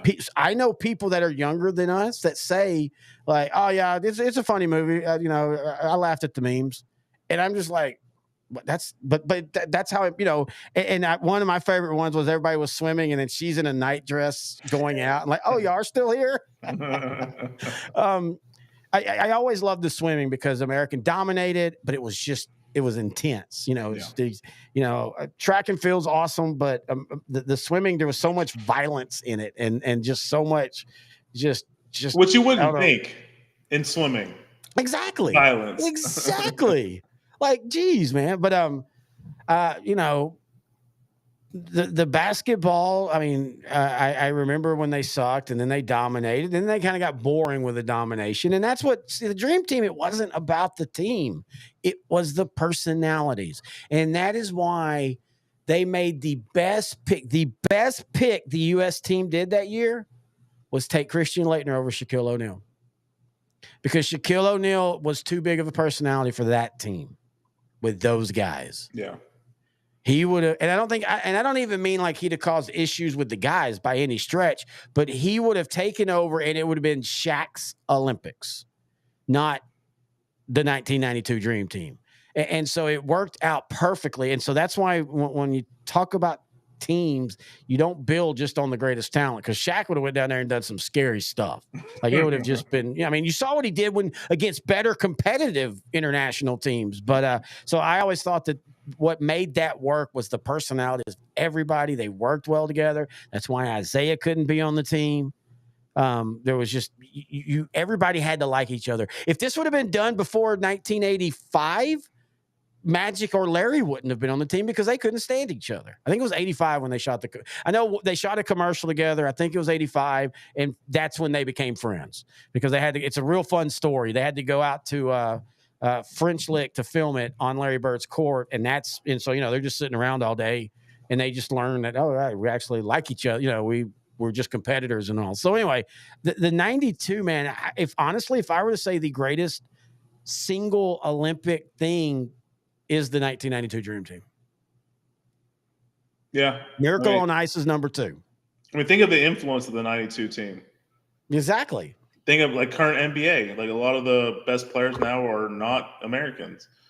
And it's because of that Dream Team, and those guys had kids, or just people that were watching when they had kids. They were, constantly being fed, oh man, this sport's great. It's easy to play. It's cheap. Let's go to the court. Let's play. Let's practice on our dribbling. Let's practice on our shooting. Play with a bucket. I played basketball at a friend's house that they had the milk crate that you cut out the bottom. That is the beauty of the game. It's not a very expensive game to play. The players are now. Jason Tatum. Baseball used to be like that. Jason Tatum's making over $300 million now for the next 5 years. But just to play the game, yeah. Baseball, great example. Bat, ball. Glove. Go play. Play. Beautiful. That's why. You know what? Honestly, the actual sport of football is still that way too. Because when I think of kids playing football, I don't think of kids in pads and stuff. And now we had, you've seen it before. I had a little. Well, I don't think you've seen a picture because I don't. But I had a helmet and shoulder pad set, and I was lucky enough that my friends did too. So yeah, we would play, but they weren't real pads. But when I think back of the true funnest football moments as a kid, it's just a ball. Yeah. touchdowns there, past that tree, touchdowns past that fence. Let's go. But now, man, all those things are so expensive to get into outside of just playing yard ball. Yeah. Every one of them, man. Even basketball. Like, I mean, that's why hockey's not big in the States because it's expensive as hell. But Canada, their government funds it Yep. for youth, so it's very cheap. It's as cheap as getting a football from your local academy, sports Yep. and outdoor. Now, but you still have the issue though, where the rich kids still buy their own equipment, but that really just helps Canada because that saves their equipment for somebody else. And Yeah. so, you know, but the point is you can still be as good in the, and I don't even think I guess the league pads are probably good or bad depending on the town, the size of the town, how much money and all that. But still, you can be great in great pads and you can be great in bad pads. You can't do that in other sports where you get a decided advantage with better equipment. Yep. You know, before we close the show, Mm-hmm. you know, today is Canada Day, but more importantly, I knew it. I already pulled it over here. We're going to talk two things because we're going to talk this, and then I want to finish back with why the Olympics suck now. which one do you want to do first? Let's do Bobby Bonilla Day. Okay, today is July 1st, 2024. Today is also known among sports fans as Bobby Bonilla Day. Bobby Bonilla Day. One of you left the Pirates and became a PED legend. The other one just left and became $1 million legend. I do think that this has gotten so overdone, though, because he was not the first by any stretch. This is a very normal thing. And what we're talking about is back, what year did this start? What, 2010, 2011? 2011, yeah. Yeah, 2011. A weird, or what everybody thought at the time was a weird contract kicked in to where when Bobby Bonilla left the Pirates, he was chased by the Mets and they offered him a ton of money, but they couldn't really pay it all. Or they could, but it would, it put them in a bad situation when it comes to paying other players and, and all that. So they worked out a deal that, 11 years after 2000, he would start getting a set amount for the rest, for what, 30 years? And it actually ends in 2035. So he only has 11 more years. $11 more million he's going to get. Now, here's the funny thing about that. Everybody talked about how awesome that was, and it was, but if you actually do the numbers and if he'd have got paid the amount and then invested it, he would have hit this, he'd have made money 4 times over, but it wasn't to help Bobby Bonilla. It was to help the Mets. Yeah, they couldn't really afford to pay him as much money as they were supposed to pay him. So they were like, hey, we'll just defer this contract. And we'll talk about the other notable players that have had deferred contracts. But they deferred it 10 years after he retired. And I do think that was his advisor and him. I think they're the ones that came up with the year. There's a real good 30. People forget that 30 for 30 do these little short 30 for 30s. And I wish they would change the name now. I get it when it was 30 for 30, but that was 15 years ago now when the 30 for 30. Yeah. Name it something else. But they used to do these little shorts, and one of them is Bobby Bonilla Day. And if I remember correctly, him or his agent asked for the 10-year deal because he basically told Bobby, well, if you're not going to miss it for 5 years, you really won't miss it for 10 years. And I promise you, if you do this, you'll, and it has. I mean, no matter what, every July 1st, Bobby Bonilla starts the day off with, take out taxes, but $1 million, we'll just say $1 million. He starts out with $1 million. So, hey, that's like New Year's for everybody else. For him, it's July 1st. And he's 61 now. By the time this agreement ends, he'll be 72. It's pretty nice to have that. And then he'll have his Social Security. He might have had an IRA. I assume he invested well. So I think he'll be in pretty good shape. Good for him because he was not Barry Bonds, but he was a pretty solid player in the early 90s. Oh yeah, he was a really good. Again, referencing the Pittsburgh Pirates, like you were referencing from 90 to 92, Pirates were first place playing in the NLCS. They had Bonds, they had Bonilla, they had Vince Like, They had a great pitching staff. They were a team that probably should have made a World Series appearance at some point in time, but it didn't happen. And then Pirate And it didn't managed. happen spectacularly. Yeah, the 91 with Sid Bream rounding the bases and sliding home safely. The Reds NLCS series where they beat the God, that you want to talk about memories, man. That right there is the end the end of, but I'm still 1000% into baseball. Like if there was a game on, I watched it. If I had time, like now I watch YouTube, I watched baseball back then. And man, that Cincinnati Reds teams, we did this show one time. And I think we need to do it again because we kind of know where the show is now. We're better at how we do it. We need to go back and do our top 5 sports teams as a kid. Yeah, that'd be good. And you give your 5 and I give my 5. And because mine won't be what a lot of people think at all. I mean, some of them are obvious, but yeah, we'll go like one from whatever year you started watching sports to 15 years old. What are your so 10 years for most of us, about 10 years on the average, That's a good one. Cause like I started watching in 93. So I always hear about these great Royal teams, these great Milwaukee Brewer teams, Oakland Athletic teams, Minnesota Twins. I started watching in 93 and they all suck. Well, Kansas City was more like after 90, after the strike. Because the strike year, they were actually pretty good.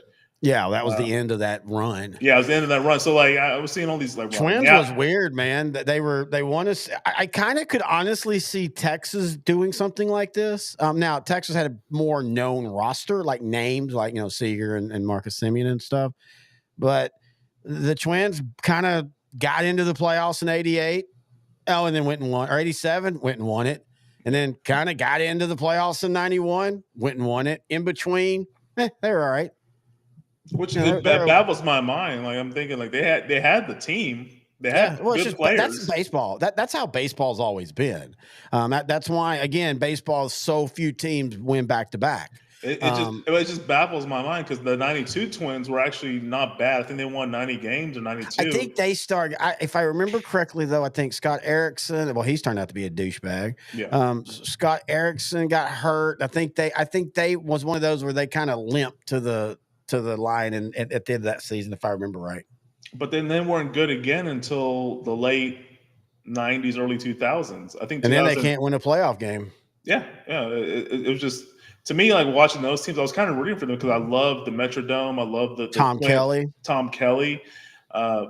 Let's be honest though. If Tom Kelly is not in a town like Minnesota, which I would say is about like the Rangers level of like how much they care. Like if the Twins are good, they care. Yeah. If the Twins are bad, they still go to the games because what else are you going to do? And if you're up there on the summer, it's the same thing. That's literally where the Rangers. That's why the Rangers have one of the most natural, fun fan bases. It's why the Rangers, to me, the group that I think of the most when I compare them to would be what you think of the 60s, 70s, and 80s Chicago Cub fans. The true bleacher. We want them to win, but damn it, what else are you going to do in Chicago? Go watch the White Sox? Fuck that. And that's kind of how the Rangers were. We went up there to have fun and to watch the games, and if they won, great. But you know what, man? When I was 9 years old, I'd rather see a 9-8 loss than a 2-1 win because that's, it was offense, and that's what the Rangers were always known for. And so I think Minnesota's like that. So Tom Kelly was able to survive for as long as he did. Any place that, cared, there's no way he lasts past that second World Series, maybe 3 years. Yeah, and he ended up managing another 10 years after that last World Series. So yeah, that's a really good point because if it was New York, Joe Torre, he would have definitely been out after 2 years. Or more of a recent case, NFL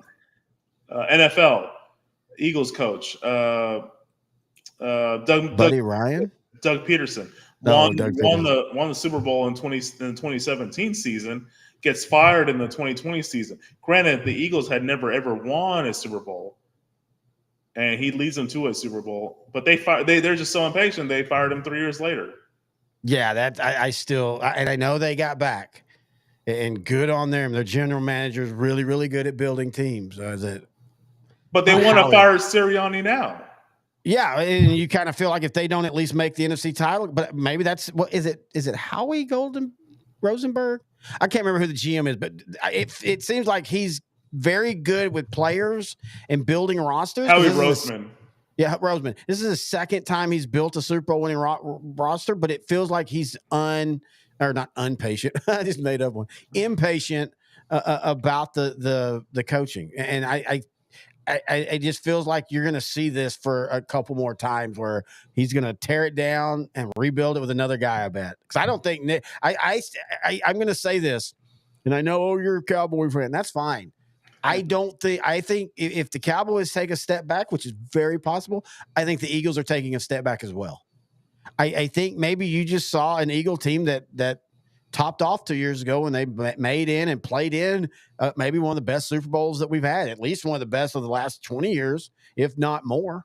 I would put it up there in the top 5, and that may be as good as they get. And it just feels like this GM's not going to go past that.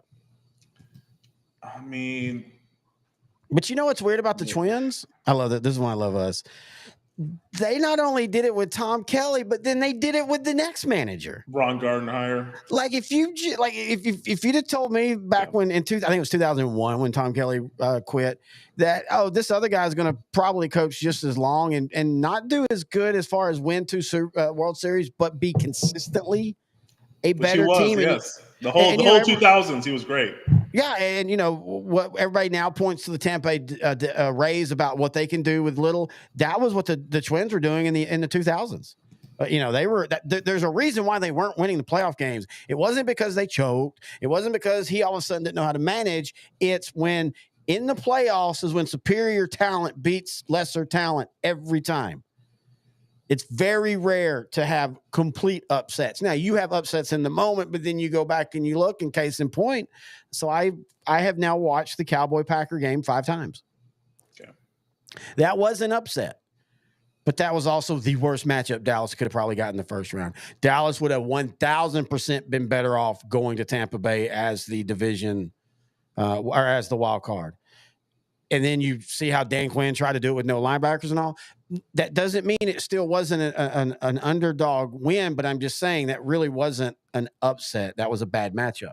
And that's what happens in the playoffs when you drag lesser teams into those. Good comment on the linebacker, because I really think Washington's defense is going to do really well with Bobby Wagner as their linebacker.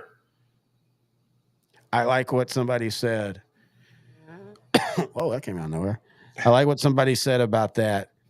How good is Dan Quinn as a defense coordinator if the only linebacker can play well is a Hall of Fame linebacker? Because you take Bobby Wagner out, even when you go look at like the Legion of Boom, it wasn't like a good linebacker core. That's why Dallas went out there and beat them with DeMarco Murray. Oh, yeah. 2014, yeah. Dallas, we don't want to give Jerry Jones credit for anything, and that's fine. But just like, and I'm not saying he gets credit for building Emmett and them, but in 1992, or really 1990, but by 1992, you saw it. Jimmy Johnson realized everybody's starting to go to a slot receiver.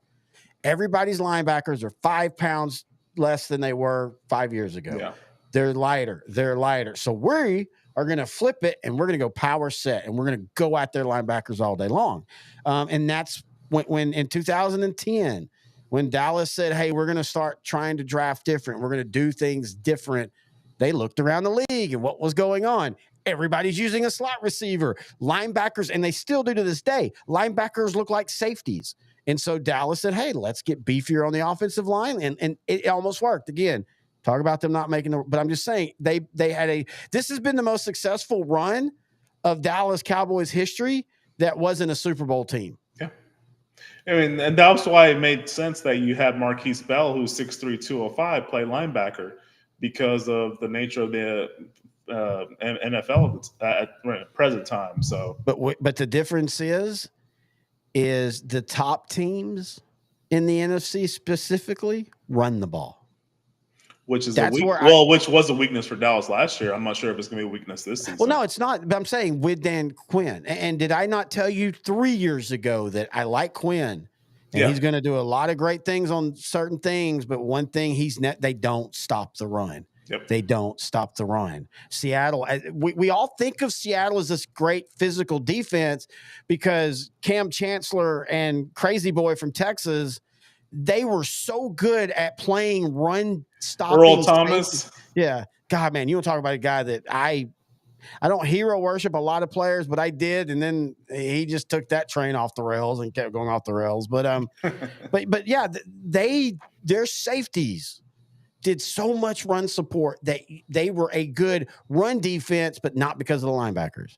And so right. I said, this is what's going to happen. We're going to just get unlucky. And look what happened. Green Bay, not only did they stick to the running game, they had an offensive line and they had a running back, really two running backs, that they could stick to the running game. Now, we also allowed them to pass on us all day long too. But yeah, so again, the point is, talking about the Twins, it blows my mind that they basically had two managers for 30 years.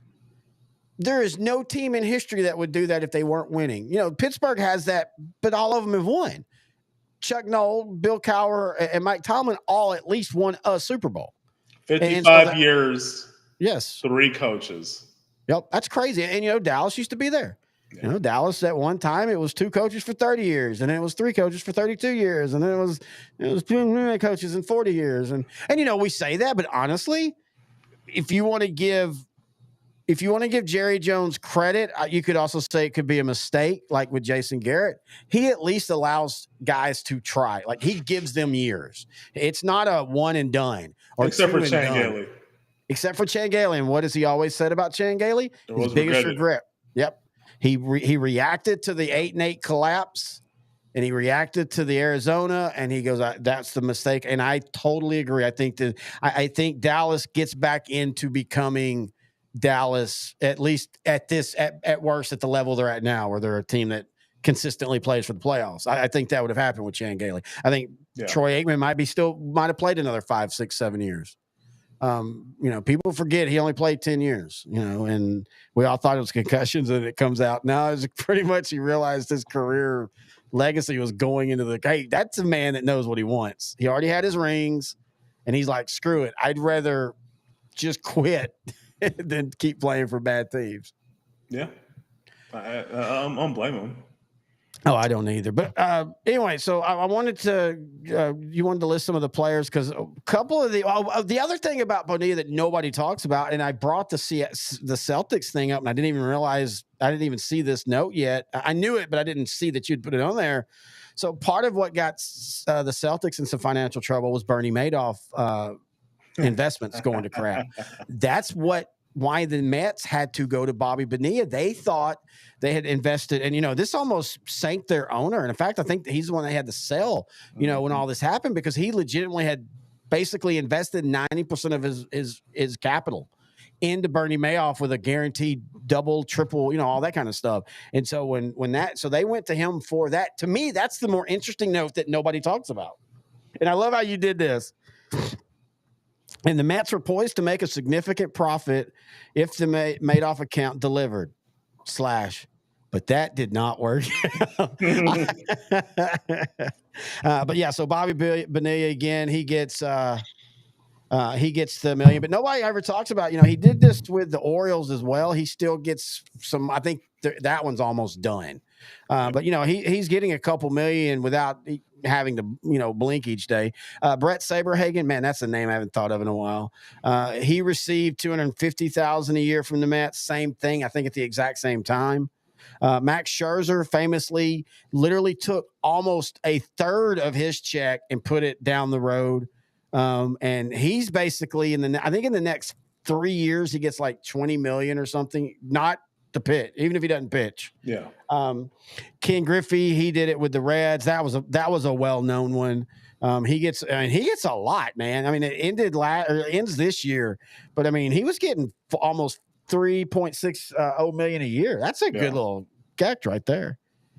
Manny Ramirez collects $24 million between when he retired and the Red Sox through 2026. Now, I say this: Manny Ramirez is one of my favorite baseball players. How many times since he's retired has he been the night before refreshing that bank. Come on. I need that money. I am so broke. Come on. He seems like a guy that lives beyond his means. Is he not the Nick Cage of baseball? Yeah. I mean, in every way, he has embarrassed himself. He has been in trouble. He probably won't make the Hall of Fame because of the PEDs, though I do think eventually that gets to be played out. And I do. He was one of the I think best hitters of all time. Oh yeah, I think Manny Ramirez gets into the Hall of Fame eventually, but it's going to be years. But then he could do all that, and then Manny being Manny could be a fun. Oh, it's Manny being Manny, or it could be, damn it, Manny's being Manny. Yeah, I've always said it. He's the Nick Cage of Major League Baseball. We need players like him, by the way. Hey. And what's his name for the Dodgers that was so great? That was even his was a little bit more of a burn down than Manny Ramirez. Oh man, what's his name? Yasiel Puig. Yes, his was truly more of a he. I don't think the locker room got along with him. Everybody that I know, whether it was the Indians or the Red Sox, just say Manny Ramirez was one of the funnest guys to be around. He's a great guy, all that kind of fun stuff. Puig, he did some things, but still, same idea, man. He was so flamboyant. I'm one of those. I love the Caribbean players. I love the South America player. I love the flair. I'm friends with a lot of former Rangers on Facebook.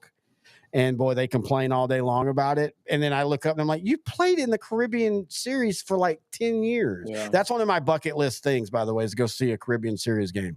I think, it's not as, it's funny because of internet and stuff. People don't talk about it as much. But when I was growing up in the 80s, that was being discovered by the American media. And so there was a lot written about it. There's a great book by John Feinstein I read back as a kid about it. I've always wanted to go. But anyway, Chris Davis, former Ranger. He's actually from East Texas. He's from Longview. That's why he was a terrible baseball player. Nothing good comes out of Longview. No, I'm kidding. He got his deferral, and he's another one that did like $59 million. It stretches out through 15 years. Now he does the staggered. He gets $9 million next year. He gets $3 million for 7 years, and then he gets $1 million for 4 years. But that's a nice little setup right there too. I mean, with where money is now, I don't know why this isn't done more. Now I know in some leagues you can't. Like I think in the NFL you can't defer like that kind of stuff. I mean you can, but it sticks on the cap. So like if I defer it for 10 years, well then it picks back up in 10 years, if I remember right. But I think deferring with how much these guys are getting now, I think that makes a lot of sense for both sides. But $1 million today is not going to be $1 million. Well, that's a good point. And, you can invest it and all, but that doesn't, while we'll never have true deflation. I mean, yeah, $1 million doesn't get you as much as it did 20 years ago in New York, but $1 million could get you pretty much close to what you did in a small town if you're retiring. And you're not living in New York, you're not living in Dallas. So I think there's pluses and negatives to both of it. I'm more of I want my money at once because what happens down the road? What if the Mets completely fold? What if something happens in the world where sports is not a thing anymore? Yeah. Or at least not at that level, and we joke and y'all never happen. I mean, the pandemic, it didn't hurt, but let's say we'd have had 10 years of the pandemic. Yeah. I mean, you and I talked about this. I love football. I was starting to check out on football without fans. Like it wasn't the same. Like it was kind of boring. Just because like the fan interaction is important. The noise is important. It affects a lot of sports. I mean, we talked about it before. Dallas goes up and upsets Minnesota. That doesn't happen if Minnesota's full that night. Because we talked about it when we did our rivals from the 70s. Minnesota has a hate for Dallas. It's deserved. I mean, it's not just one or two things. It's happened multiple times in multiple sports. And we took a franchise from them. And they got a little bit of revenge when they scored 7 goals in like the first 2 periods that year that Minnesota and Dallas came down to the winner. That was fun, but it sucked that Dallas came out and didn't play well. We were watching that together. You remember? Yeah. I think it was like 5-2. But anyway, so yeah, that game doesn't happen. So yeah, I agree with you. I think I would rather take money in the hand. But if you're one of those that you go, okay, I'm going to spend more as a youth, and then when I'm 40, I won't. Well, then that you maybe stretch that $1 million back out to what you would have gotten, 20 years before. Yeah, it's all true. I just don't know what like with Chris Davis. He was batting like 195 at one point. He had a prime time, and it was Do you think his was yips? I mean, he was always a strikeout guy, maybe. and he always was. I mean, honestly, if he's starting out right now, Yeah, he would be perfect. He'd be Chris perfect. Davis, I mean, he's Joey Gallo, but with better results. But yeah, Chris Davis really was 5 years too old or too young, too young. But I always felt that start he had with Baltimore, where he was 0 for 31 or whatever. Yeah, I think that it just broke him. You know, because he admitted he struggled in Texas because he's from Texas. Longview's an hour and a half down the road. People were always asking him for tickets. And he just and please understand, I'm not knocking him. What I'm about to say, I don't think he handled pressure well. And I think starting off that 0 for whatever it was, I think that just put too much pressure on him because it just came after he signed the big deal. Man, those first 2 years in Baltimore, man, his average was so good. He had 270 in 2012, 286 in 2013. And then next year in 2014, he hit 196. And that's all I remember him for. The next year, he had 47 home runs and 117 RBIs. So that was great, but he also had over 200 strikeouts. He did bat for 262, which is great in today's age. But yeah, his last 3 years, 168 batting average, 179 batting average, 115 batting average. Unless you're the other Chris Davis, the one that spells it KHRIS, that played for Ranger Oakland. Killer, and then they trade him to Texas. Of course, it was 5 years too late, but he comes to Texas and he was terrible. He retired. Yeah, and he retired. It was like almost immediate. So yeah, he just didn't want to play at Texas. I think that's what it was. Like, I love playing against you. I don't want to play for you. Oh, play for you. I mean, maybe that's just where Texas was at that time when he preferred. Well, that was still when Oakland was competitive, at least. Yeah, Oakland was really good at that point in time. I mean, yeah, the DFW has not always been a destination for other people and others, leagues, but people knock him, but Josh Hamilton wasn't that far off. Now, I would contend that the Angels weren't a baseball town, but he basically, when he left, said, "Look, they liked us because we were winning." Yeah, the Rangers or Dallas-Fort Worth is not a baseball town. 100% agree. Again, they are, but in a different way. Like they're Texas Ranger fans, at least the old one. I don't know about the new ones because there's a difference if you were a fan before 2010 or if you're a fan after. You have a different mindset. Yep. So like for us before 2010, they were lovable losers, man. You just want to go have a good time, have a hot dog, see some home runs. Hey, it's cool Nolan Ryan's here. Oh, wow, they won 10 more games than they lost. That's awesome. And that was fun. You didn't care. You never expected them to ever compete for a World Series. No, not.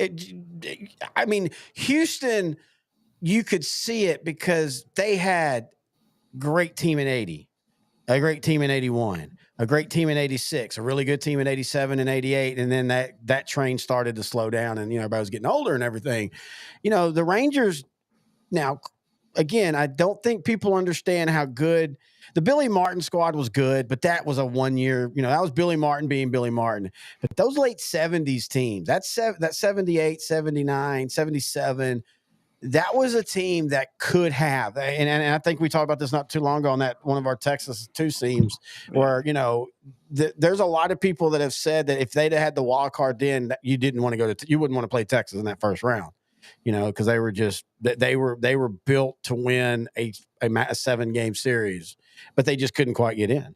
And so you just never thought that they would be win. So then they started winning. And then you have these fans now that I'm just like they're like, "I'll get rid of Simeon." Seriously, get rid of Simeon. They suck now. And I'm like, dude, I don't care what the Rangers do for like 3 years. I'm so happy with this World Series. Now, I want them to win and I want them to go back and I'd love them to win another one, but I'm good, man.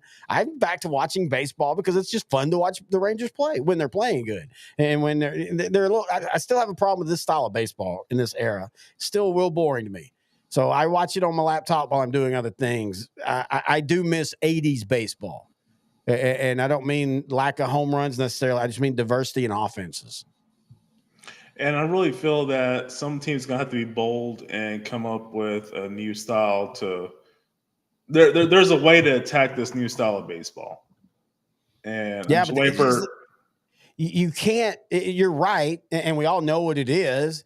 But you have to not only be bold, you have to have an organization that's going to allow you the 5 years it's going to take to transition into that. This isn't football where you go pick up hey, we want to run the ball more. Let's go get the best running back in college, and he'll get us 1,500 yards this season. In baseball, it's just not that way. And so the issue there is some franchise that's already starting to do this. We just don't see it yet.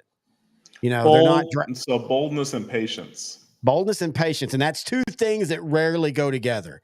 Usually you get patient and conservative, or you get bold and aggressive. Maybe it could very well be some team like Kansas City or Pittsburgh, a team we're not thinking about, a team that's kind of middle of the road. I think it would be more of a team that's good, and like Pittsburgh and Kansas City. Well, Kansas City's been solid. Kansas City's doing traditional what you have to do now as a market that size with owners that won't go out and spend $500 million. They're going to win with what they got. When they get too expensive, you trade them, you tear it down, you start back over. Pittsburgh just is there to collect money. It's got to be someone like a St. Louis who's used to winning, who are now losing, and all of a sudden that roster that 3 years ago looked really good is aging and not progressing like you think. That's the ones that will be quietly drafting a guy in the 16th round that throws 85 miles an hour and might top out at 91, but he also has better breaking ball, blah, blah, blah. But yeah, that's the fun part about it is you won't know it until it happens. And then you'll be like, holy crap, they just flipped the script on everybody. Yeah, they just need to prove that it works. And that's the big one right there, proving that it works. Couldn't say it better myself.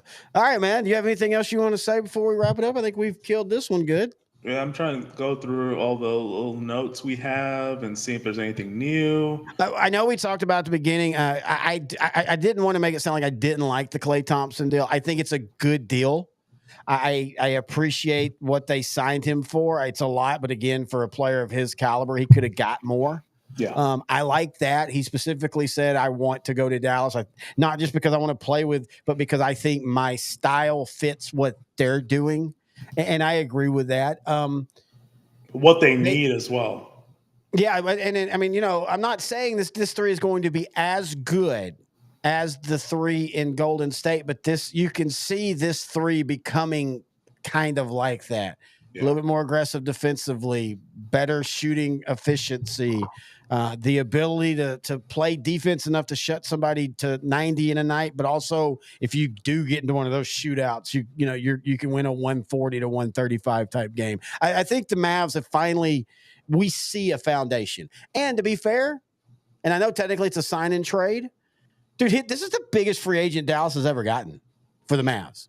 They exceeded expectations this past season by making it to the finals. And I think we're starting to see the benefits of it. Like free agents are starting to see that, hey. Yeah, but I mean, even in the Dirk years, free agents never saw it. They never could get the lead guy. This is legitimately the first time in the history of Mark Cuban and really the Mavericks that they went out for a free agent and got the guy that they wanted. Darren Williams. I always wanted him from Utah. And I was just about to say the crazy thing is 90% of those didn't pan out the rest of their career. And he's number one. I legitimately think at that moment, and you know what? If he goes to Dallas, it might work. I legitimately think that they lost 3 NBA titles when they didn't sign him. Him and Chris Bosh. Yeah, Bosh too. Yeah, because if you'd have got Darren, you'd have got Bosh. I didn't even think about that. Both local guys. Yeah, both local guys. Now, Bosh always, and I respect this, Bosh always said, I don't know why everybody assumes that I want to go back to where I grew up. Not that I didn't like where I grew up, but I don't want to, I want to live in other places. Deron Williams was always very much like, yeah, I'd love to finish my career with that, which he technically did. Yeah. 5 years later, he became a man. It was funny because he's pretty solid off the bench. That's a team nobody remembers that was old, but kind of fun to watch. Won a playoff game. That was the Vince Carter famous, Miracle 3. But anyway, Yeah. But anyway, point is, I just, it's funny how this is the best one that they've ever finally hit. So now we'll see. I just don't want fans to think you're getting 2017 Klay Thompson. You're not. But surrounded by Luka and Kyrie, you're not asking him to be 2018 Klay Thompson. He's 34 years old. He can still shoot a few threes a game.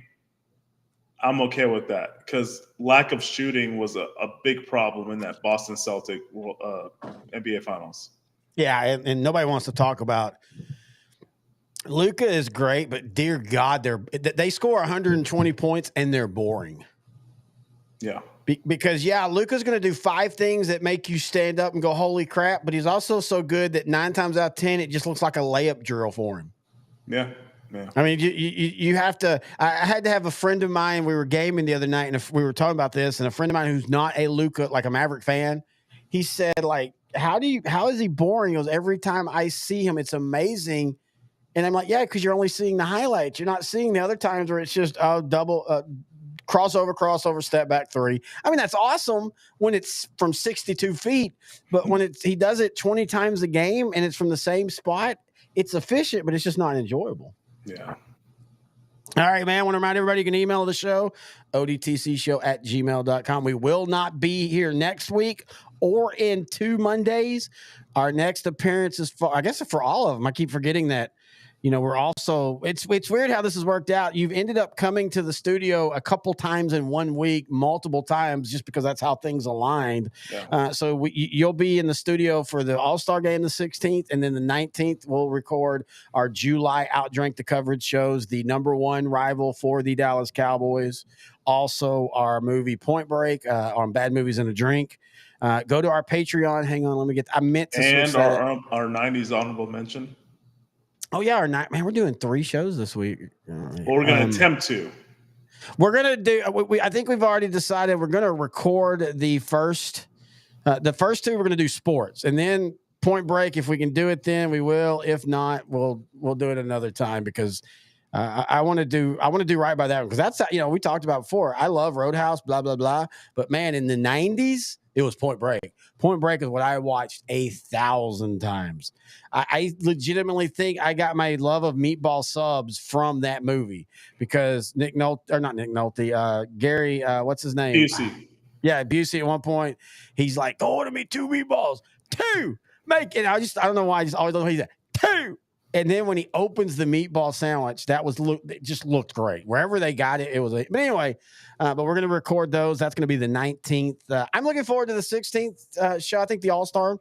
You and I will probably be on the relaxed side of the set, kind of just sitting in the camping chairs, got the TV on, drinking and talking some All-Star memories and all that kind of fun stuff. Will Ryan be joining us? I do not know yet. Okay. We will know at a later time. I would imagine probably not. I'm just counting us right now. Okay. Yeah. So Tuesday in 2 weeks. 2 weeks from tomorrow, I'll see you in your office, and then we'll do Friday. Yes, sir. That is intern Noe the Pro. I am Terry Bennett. This has been Outdrink the Coverage, brought to you by Grandeur Pest Solutions. You can find them online at Grandeur Pest Solutions, GrandeuRForSure.com. You can find them on Facebook. Just type in Grandeur Pest Solutions. Until next time, he's the Noster. I'm the Terry.